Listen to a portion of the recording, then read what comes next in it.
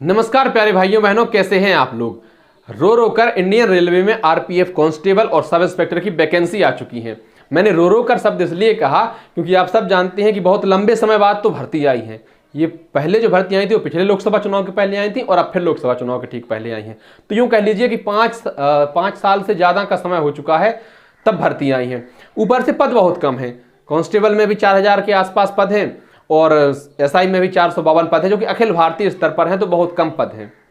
ऊपर से जब पहले नोटिफिकेशन आया तो भाई बोले भर्ती आ गई पढ़ना शुरू कर दो। अचानक से 4 घंटे बाद कह दिया कि नकली है, फर्जी है, ये तो फेक नोटिफिकेशन था।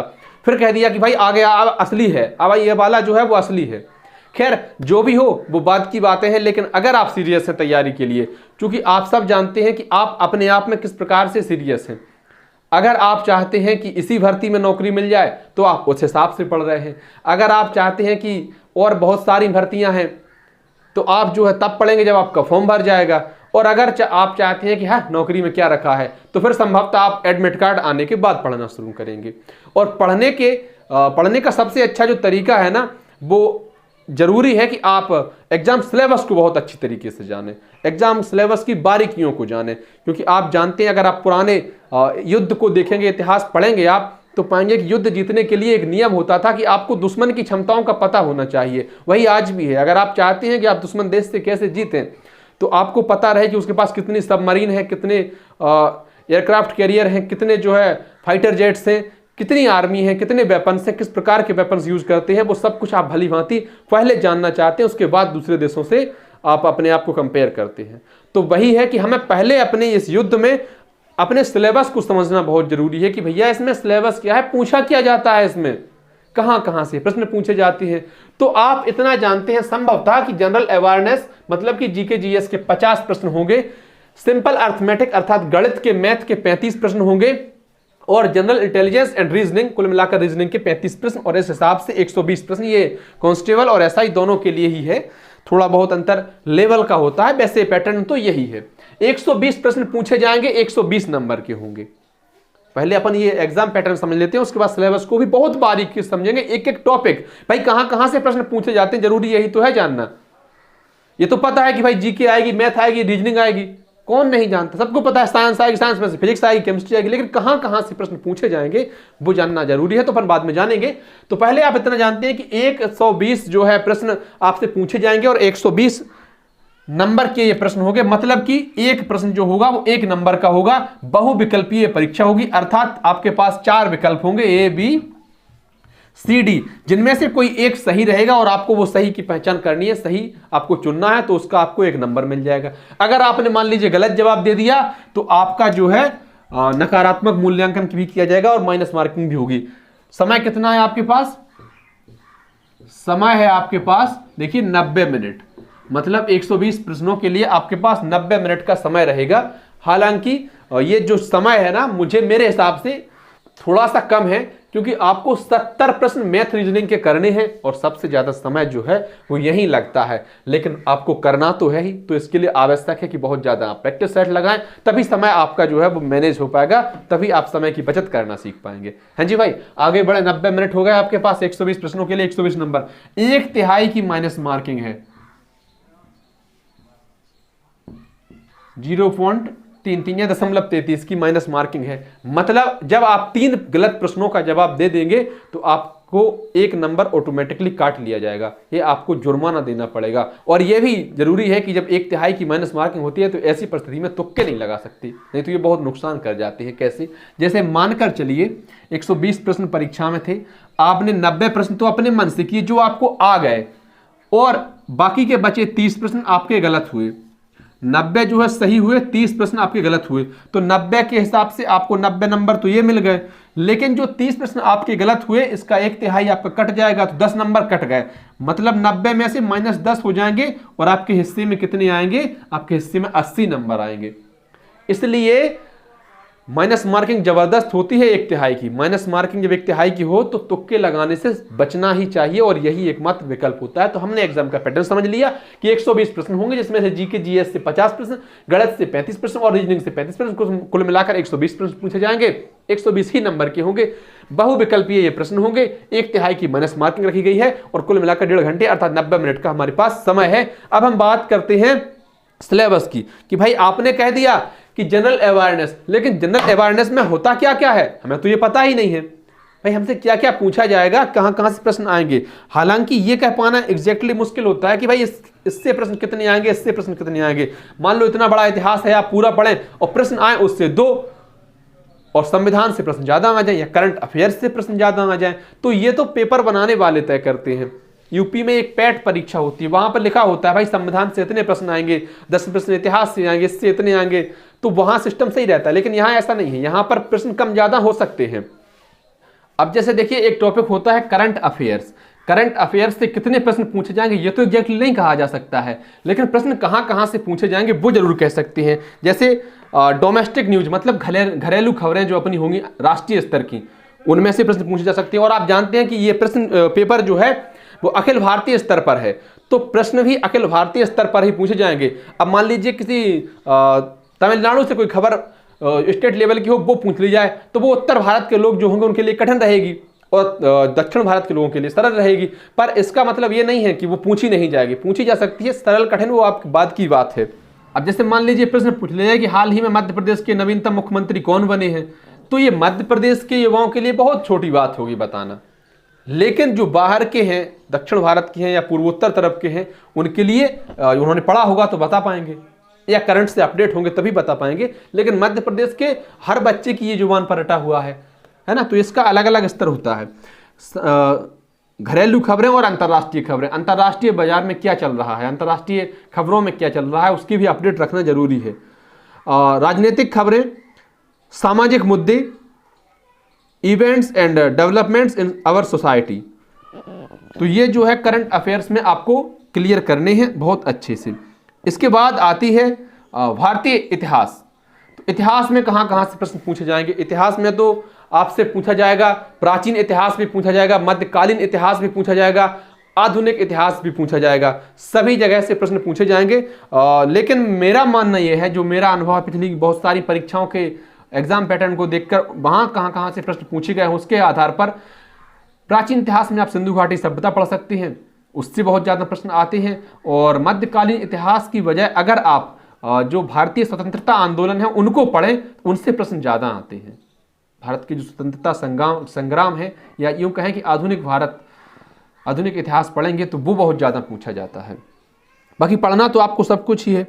आर्ट एंड कल्चर, इससे आपको देखिए visual arts, performing arts, literature and poetry, music and dance, तो साहित्यिक चीज़ें भी आपको पढ़नी है। भाई कौन सी कविता किसने लिखी है, कौन सा साहित्य किसने लिखा है, ये आपको साहित्यिक मुद्दों से भी परिचित रहना है और इस परीक्षा को पास करने के लिए।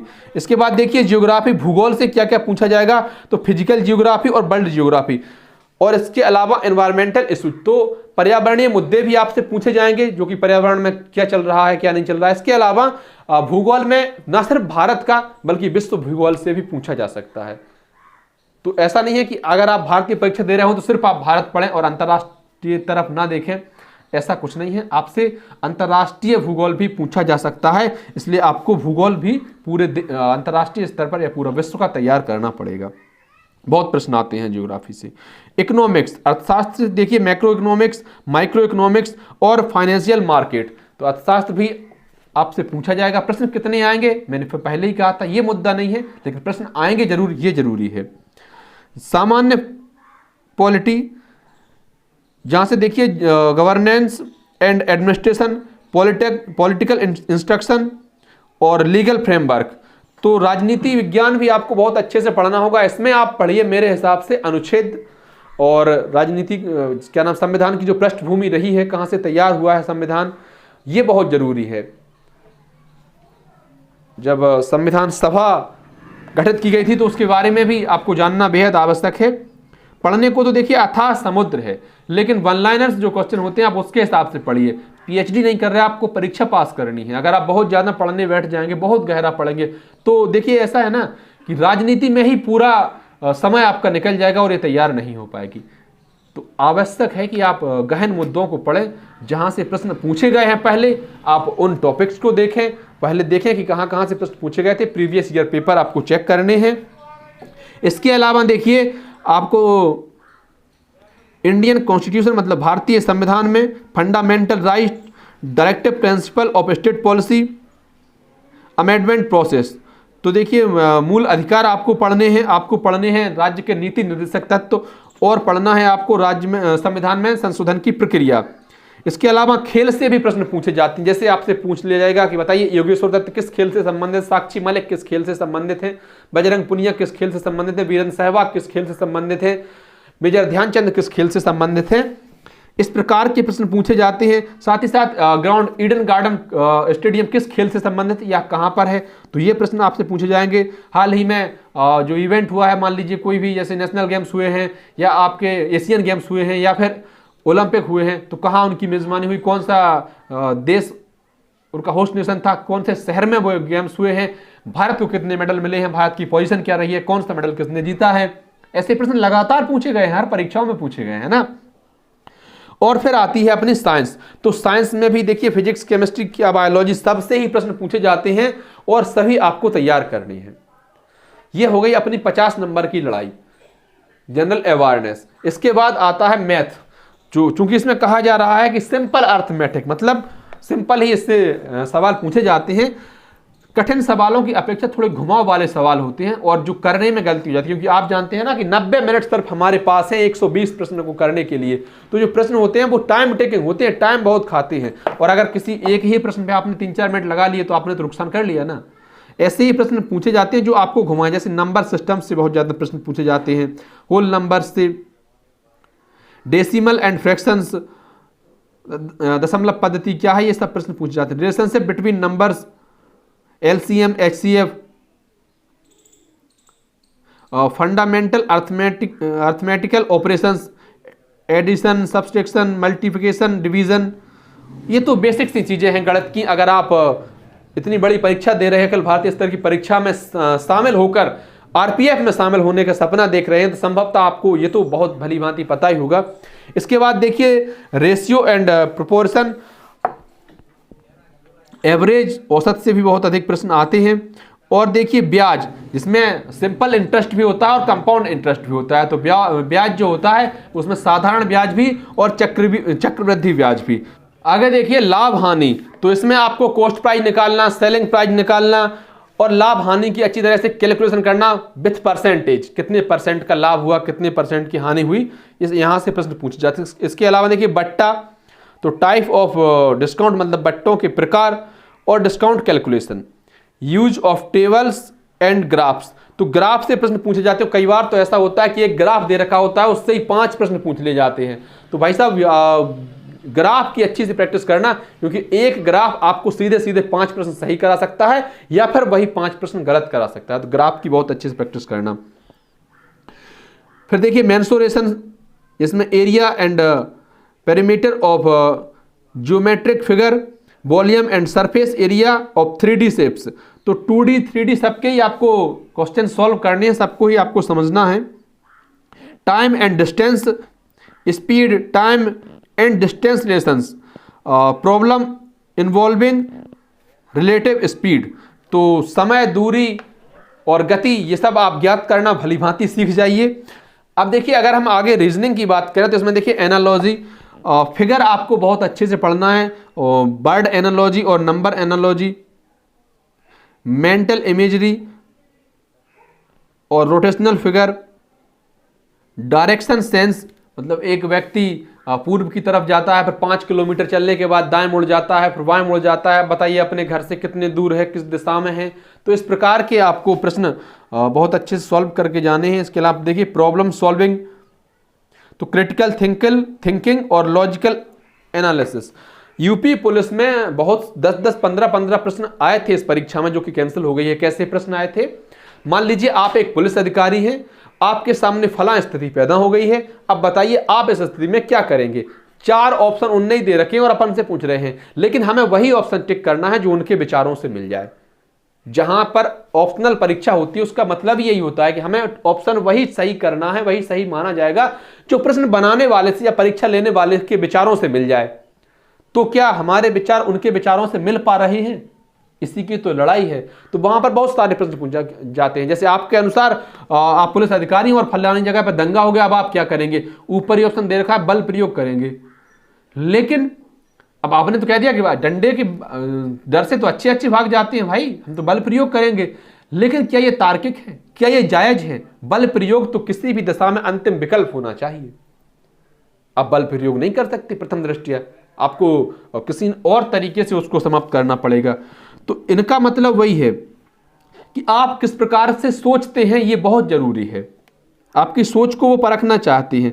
फिर देखिए डिसीजन मेकिंग, तो ये भी उसी के अंतर आता है कि आपके जो निर्णय हैं वो आप किस प्रकार निर्णय ले पा रहे हैं, तत्काल निर्णय लेने की आपकी क्षमता कितनी है। विजुअल मेमोरी और